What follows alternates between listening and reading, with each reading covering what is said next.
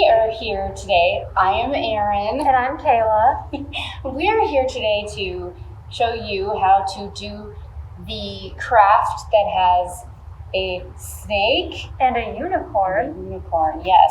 Now, if you were a recipient of this craft, I will tell you that it is definitely not for little kids. Hopefully you got a troll craft to go with this kit. This is definitely for older kids, probably 3rd or 4th grade on up, because it's pretty tedious, but it looks really cool when it's done. So I'm going to show you the yarn wrapping. So in your kit, you will have gotten some yarn.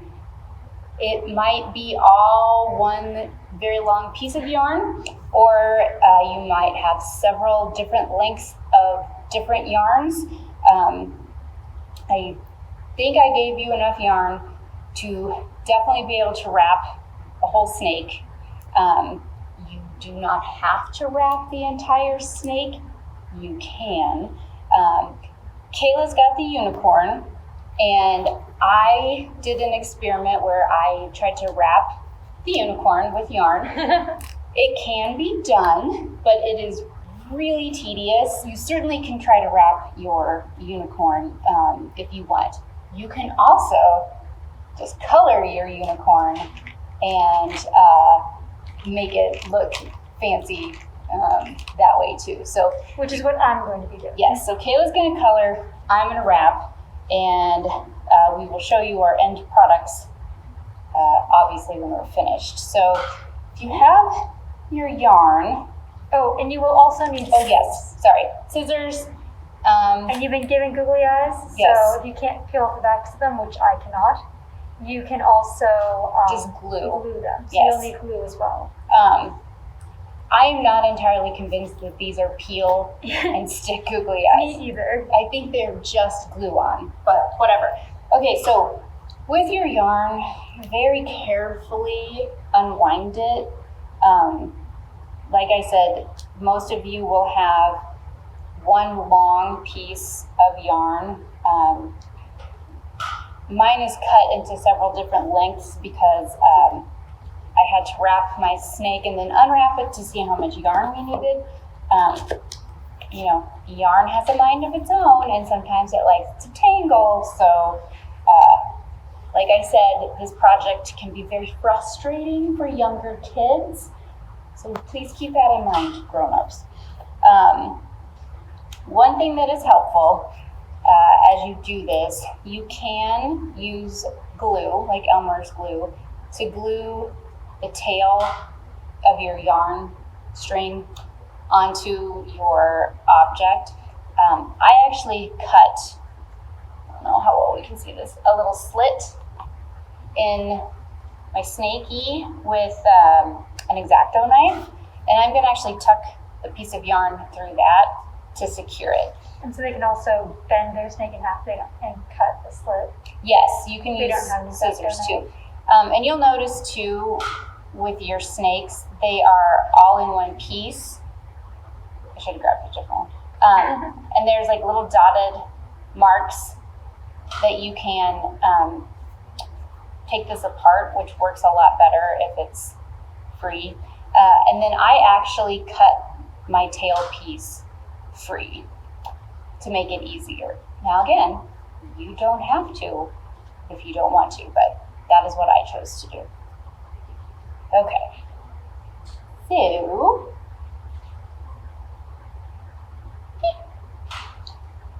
I think I have a really long piece here. I'll just get going so you can see. So I'm going to tuck it in and then start to wrap. If you decide to glue it, and then you might wait a couple of minutes before you start. And basically you're just going to take your yarn and you're going to wrap.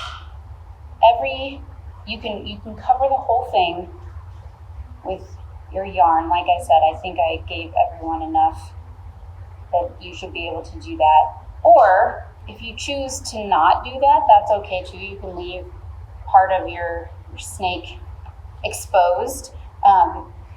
Some of you will have, everyone has different colored snakes. So we had a lot of different color foam sheets to cut up. And so some of your yarn might clash with your snake color. I apologize for that. Yarn too. We had a lot of yarn and a lot of different colors of yarn. And anyway, you get what you get. And if you have yarn at home that you want to use instead, that's great. So this is all you have to do is you just wrap.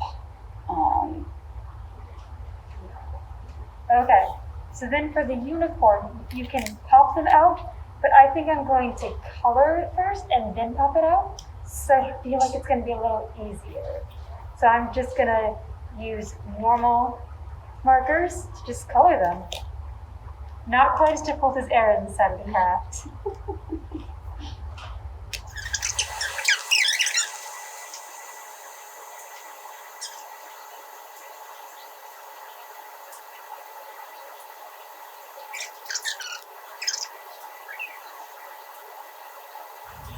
Okay, so when you get to the curves of your snake, I like to kind of start in the middle of it, and it's easier to do if you cut the string and just kind of start again. I'm not going to do that with this one, but it's hard to wrap around a curve. So it is definitely okay to, I don't know how well you can see that, but you can see I have a gap, and I'm going to go around and overlap a little bit on the diagonals, because like I said, it is hard to wrap a curve. You can also, this is where if you want to use glue can come in handy to help keep some of the shapes or the yarn onto the form of the snake. So that's just a little tip as you are wrapping. And you'll also probably notice that you might be starting to like curve your snake in on itself, and that's okay. Just remember, you don't want to do it too tightly because then it'll look kind of warped at the end. So however you find this easiest to do,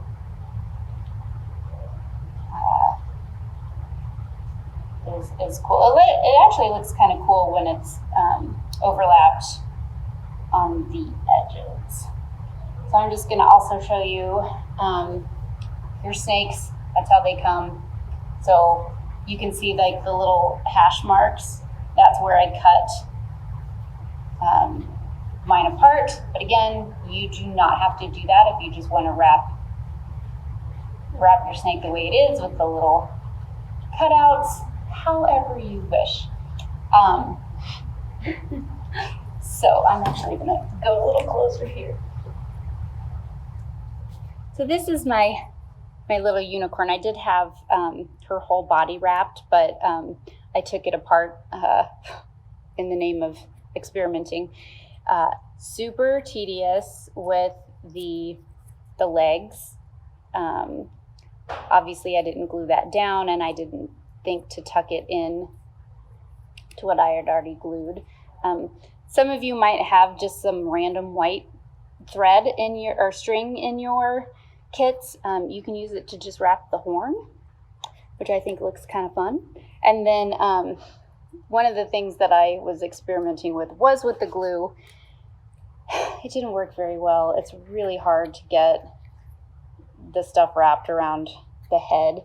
I kind of cut out little pieces of the tail to see if that would make it easier.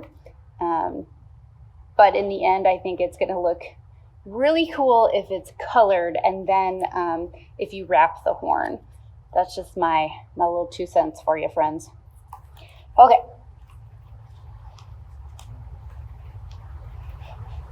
I'm air drying mine because I'm going to color both sides. Ooh, you fancy. And I'm using a library book as a table. That is not a good plan, Which friends. is a terrible idea, just for the record. You should use an actual table. Yes. But I don't want to get marker all over the book. Although, it's washable, so it might wipe off. But again, we are not condoning Miss Kayla's behavior right now. No. So, pro tip, as we're doing this, what have you learned, Kayla? So, the markers that I'm using, the detail on the unicorns are very fine. So it's very difficult to use the thick markers on it if you're trying to color in the very minute detail like I'm trying to do. So I recommend using either fine tipped markers, maybe colored pencils. I haven't actually sat down and used colored pencils. I don't know how they work with this material, but definitely not the thicker markers if you're trying to do the fine detail. It's not the most effective. Okay. So this is what mine looks now that I've colored it. I don't know if you can see that from all the way back there. So I'm going to pop it out. And I think I'm going to glue an eyeball onto one side and not the other. You can see what I'm doing.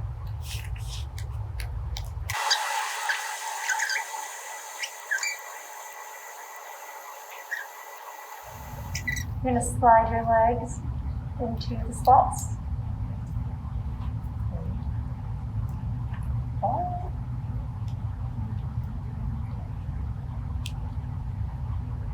Go. You should be able to stand up, and if you want to glue on the eye, side I want to do this one. Okay. I'm just going to put a dot glue.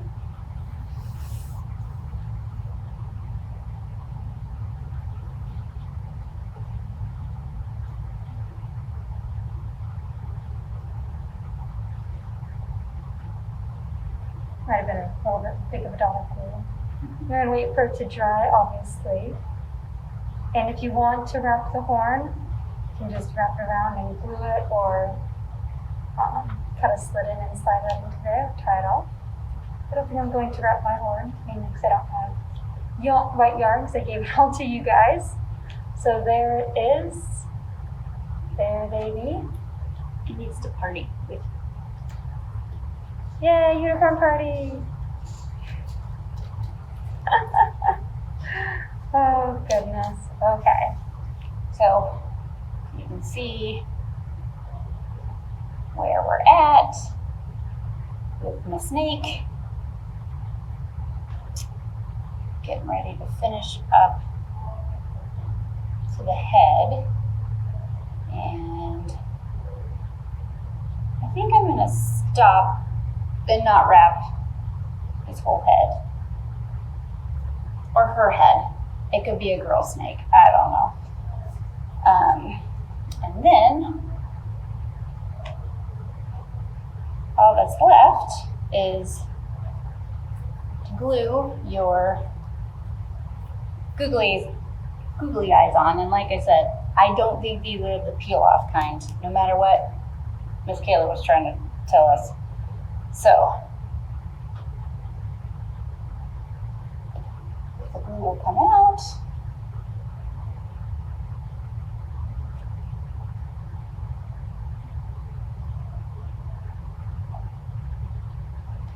This is I have mad respect for people that do YouTube videos, because they have to have their stuff all in line and working to get it done. Okay. So, glue these little eyeballs on, and while those dry, I'm going to quick talk about some books that you could check out. So the theme was kind of mythological beasts or monstrous beasts. So one of the ones we recommend is called The Sorcerer's Companion, A Guide to the Magical World of Harry Potter. Please note that this has not been endorsed by anybody affiliated with the Harry Potter franchise in any way. So this is not J.K. Rowling blessed, but it's got some fun descriptors of different mythological beasts, dragons, mummies, that sort of thing. So it's a pretty fun book to read through. You can look up anything that is in the magical form in the Harry Potter books. And that is in the juvenile paranormal section under witches. I'm not really sure why. Okay. And then we have Fablehaven, which is the first book in this series by Brandon Mull. And the premise of the Fablehaven books is that mythical creatures gather into a hidden refuge called Fablehaven to prevent their extinction. And it's one of the last strongholds of true magic. And everyone thought it was safe. But then Kendra and her brother, Seth, have no idea that their grandfather is the current caretaker of Fablehaven. Inside the gated woods, ancient laws keep order among greedy trolls, mischievous satyrs, plotting witches, spiteful imps, and jealous fairies. However, when the rules get broken, powerful forces of evil are unleashed, and Kendra and her brother must face the greatest challenge of their lives to save their family, Fablehaven, and perhaps even the world. I haven't actually read this one, but I know a lot of older elementary school kids and junior high kids have read these and have really liked them. You know what? And since I'm by myself right now, I'm gonna come to you mask free. Okay, this is a crazy book that I read when it first came out. When did this first come out? 2013. So that has been a while ago. So it's the first book in a series, and it's called Bad Unicorn. And there are like crazy fighting squirrels, and there's this special book that's in here, and it's called the Codex of Infinite Knowability. And the copyright warning reads that violators will be lashed to the tree of woe and licked by fire kittens. And it seems obsessed with the world-ending threat of squirrels. This boy named Max finds the codex, and in the other magical realm, there's a unicorn. And normally when we think of unicorns, we think of like sparkles and shimmer and shine and love and happiness. The unicorn in this book, her name is Princess the Destroyer, and she has been promised that she can get to eat all the humans that she wants in Texas if she finds Max and the Codex. So it's a time travel book, it's a magical book, it's a human-eating unicorn book, and it's absurd, but I really liked it. It made me laugh a lot.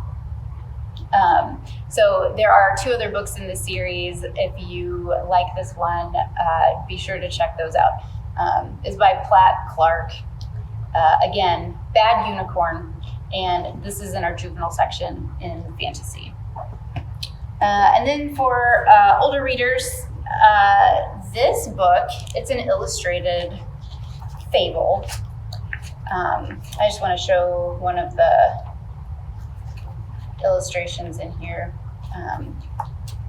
So there's Ophelia, the main character in this book. The book was written by Guillermo del Toro, and he is actually a movie director, but he has written some books as well. And it's illustrated by Cornelia Funk, which we have featured some of her books in our summer reading series this summer. But this is called Pan's Labyrinth, the Labyrinth of the Fawn. And it's part fairy tale, part historical fiction. There's actually a movie that I believe is on Netflix or Amazon Prime. I saw it when it was in theaters. It's really good. But it's the story of Ophelia and her mother, and it's set in World War II Spain. In the war is going on. There's rebels hiding in the woods. Ophelia's father dies in the war, and her mother marries and then is about to have a child by a sergeant in the Spanish army. He's not a nice guy, and he basically just wants Ophelia's mother to have this baby, and she's so sure it's going to be a boy, basically, that he can kind of have a son and continue his legacy. Anyway, in this story, Ophelia has to complete 3 tasks that are given to her by this faun. You don't really know if the faun is real or not, but that's kind of the fun of fairy tales, because they're fun to believe in. It does kind of have a sad ending, so be prepared for that. But I really like this book, and you can watch the movie that goes along with it, should you so choose. Last but not least in our teen fantasy series, Zombies versus Unicorns. This is a hilarious book. It's short stories. So you have Team Zombie, and then you have Team Unicorn. And the stories in here are meant to, have you decide in the ultimate battle of mythical creatures and monsters. They're very funny, and they're written by the stories are written by some really fun young adult authors like Garth Nix and Maureen Johnson and Scott Westerfeld and Meg Cabot and Cassandra Clare and Libba Bray. So I highly recommend this book. And like I said, short stories, so you can pick it up, you can read a story, put it down, come back to it, and not have to worry about remembering what it was you just read. And in the time of COVID, I feel like that's really important because our brains are a little bit mushy. Okay, so I'm gonna show you our final projects here. Pardon me as I get up to the screen. But once again, here we have Kayla's unicorn with the crazy eyeball and then just the cute winky eyeball. And then this is what my final project looked like with the snake. So you can see it's not perfect, but it's fun, and it's a fun little decoration. So there you go. Thanks for joining us for this video. And again, sign up for the summer reading program. You can still participate. We would love to have you, and we'll see you next time. Bye.